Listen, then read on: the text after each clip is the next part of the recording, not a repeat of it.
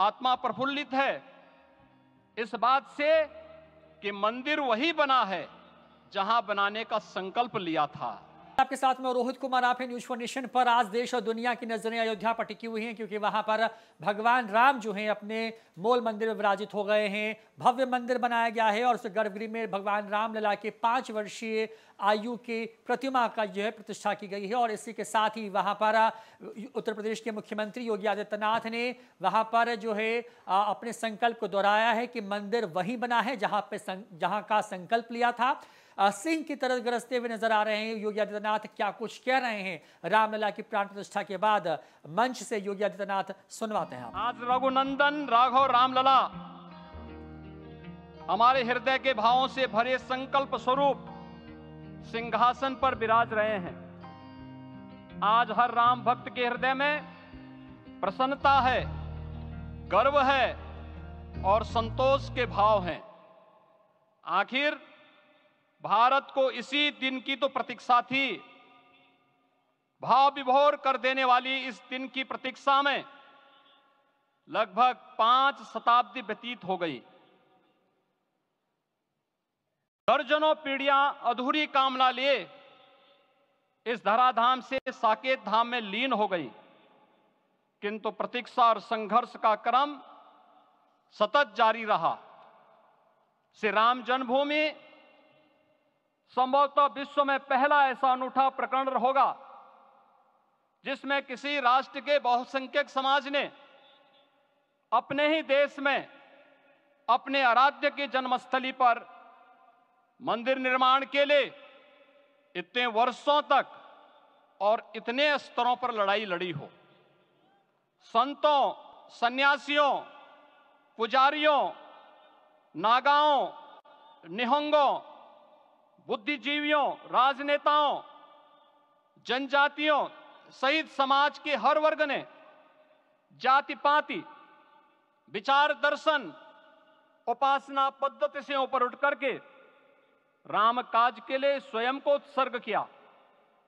अंततः वह शुभ अवसर आ ही गया जब कोटि कोटि आस्थावानों के त्याग और तप को पूर्णता प्राप्त हो रही है। आज आत्मा प्रफुल्लित है इस बात से कि मंदिर वही बना है जहां बनाने का संकल्प लिया था। संकल्प और साधना की सिद्धि के लिए हमारी प्रतीक्षा की इस समाप्ति के लिए और संकल्प की पूर्णता के लिए आदरणीय प्रधानमंत्री श्री नरेंद्र मोदी जी का हृदय से आभार और अभिनंदन। माननीय प्रधानमंत्री जी, 2014 में आपके आगमन के साथ ही भारतीय जनमानस कह उठा था कि मोरे जिय भरोस दृढ़ सोई, मिलहि राम सगुन शुभ होई। अभी गर्भगृह में वैदिक विधि विधान से रामलला के बाल विग्रह के प्राण प्रतिष्ठा को हम सब साक्षी बने हैं। अलौकिक छवि है हमारे प्रभु की, बिल्कुल वैसे ही जैसे तुलसीदास जी ने कहा कि नव कंज लोचन कंज मुख कर कंज पद कंजारुणम। धन्य है वह शिल्पी जिसने हमारे मन में बसे राम की छवि को मूर्त रूप प्रदान किया है। विचारों और भावनाओं की विहलता के बीच मुझे पूज्य संतों और अपनी गुरु परंपरा का पुण्य स्मरण हो रहा है।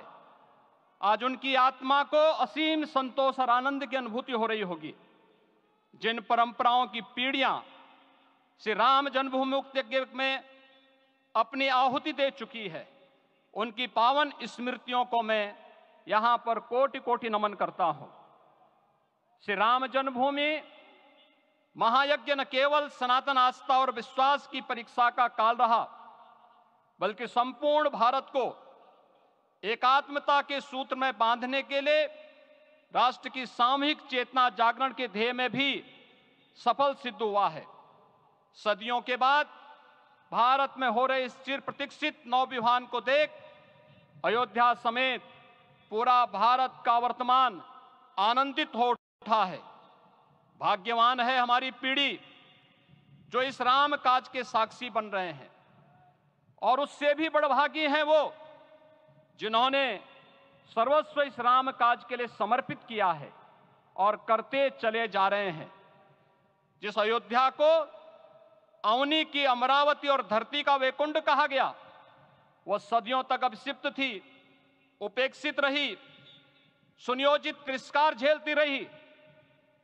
अपनी ही भूमि पर सनातन आस्था पद्दलित होती रही, चोटिल होती रही, किंतु राम का जीवन हमें संयम की शिक्षा देता है और भारतीय समाज ने संयम बनाए रखा।